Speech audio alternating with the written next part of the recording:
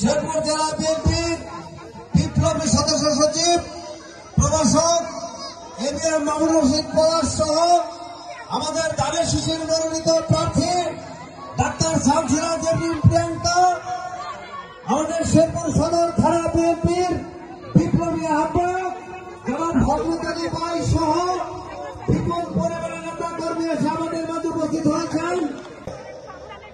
যখন ধানের শীষের নির্বাচন 18 সালে মোফাজ্জল মামুন, গোলাপ, হারুন ভাই, তুতা ভাই সহকারে আরো অনেকেই জেল খেটেছে এক্স করে, তাদেরকে সর্ববিপ্লব পক্ষ থেকে আমরা হ্যান্ডশেক করবে। এখন বক্তব্য রাখবেন আমাদের শেরপুরে বিএনপির হাত ধরেছিল 2011 সালে। সেই নেতা হাত ধরে আসতে চাই, আপনারা সবাই একত্রে থাকবেন। আরেকটা কথা দেখুন, নুর ইসলাম, নুরুজ্জামান এবং সকল খালেদ যারা আমাদের মাঝে উপস্থিত হয়েছেন মিছিল। শেরপুর জেলা বিএনপির যুগ্ম আহ্বায়ক, শেরপুর শহর বিএনপির সম্মানিত আহ্বায়ক ডক্টর শামসুরা জেবরিন প্রিয়াঙ্কা নির্বাচন করেছেন। আমাকে জামিন করেছিল, কিন্তু আমাকে নির্যাতন আমার উপরে যে টর্চারিং করা।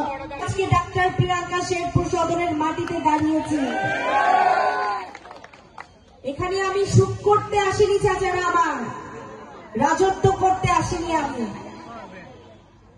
এমপি হব এই স্বপ্ন এখনো দেখি না আমি, কিন্তু স্বপ্ন দেখি শেরপুর সদর 1 আসনের মানুষের জন্য কাজ করব, দাঁড়িয়ে দাঁড়িয়ে গিয়ে কাজ করব, প্রত্যেকটা ঘরে প্রত্যেকটা মা বোনের মুখে হাসি ফুটাবো, সেই স্বপ্ন আমি দেখি। এই স্বপ্ন পূরণের জন্য যে চাবিটা আপনাদের হাতে আছে, এই চাবি ঘোরানোর দিন 5ই ফেব্রুয়ারি 2026। এখন এই চাবিটা আপনারা ডানেও ঘোরাতে পারেন, বাঁয়েও ঘোরাতে পারেন, এটা আপনাদের উপরে। কিন্তু চাচারা, আমার শেরপুর সদর 1 আসনের মানুষের সাথে আমি কোন রকমে ভাগ্যের ছিনিমিনি খেলবো না। অতীতে দীর্ঘ 41 বছর পর্যন্ত শেরপুর সদরের মানুষের সাথে ভাগ্যের সাথে ছিনিমিনি খেলা হয়েছিল, এটা তো আপনারা বিশ্বাস করেন?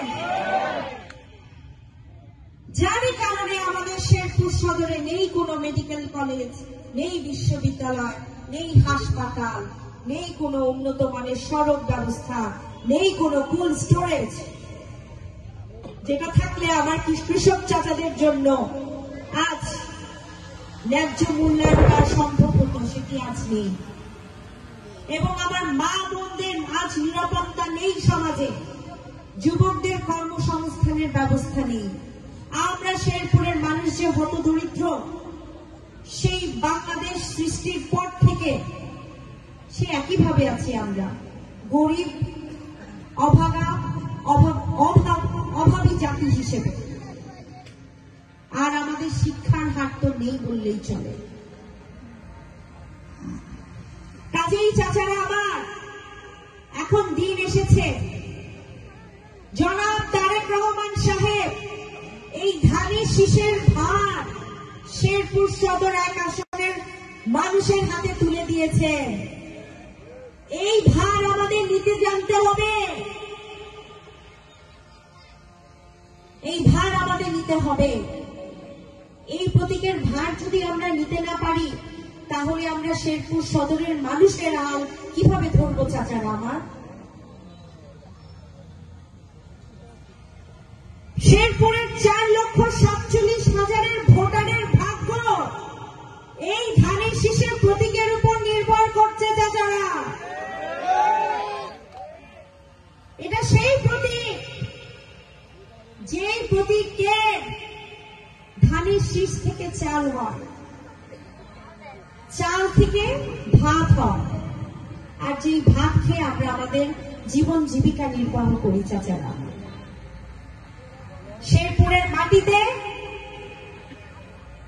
এই ধানের শীষের প্রতীক আমরা প্রতিষ্ঠিত করতে পারিনি।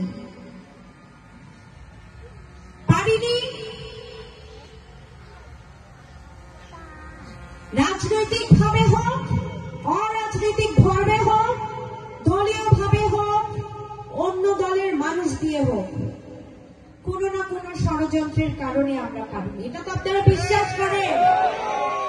কিন্তু সাধারণ মানুষ, সদরের খেটে খাওয়া সাধারণ মানুষ, তাদের ভাগ্যের জন্য, তাদের ভাগ্যের উন্নয়নের জন্য আজ আমরা সেই ষড়যন্ত্রকে উপেক্ষা করে শেরপুর সদরের 1 আসনের মানুষ একত্রিত হয়ে ঐক্য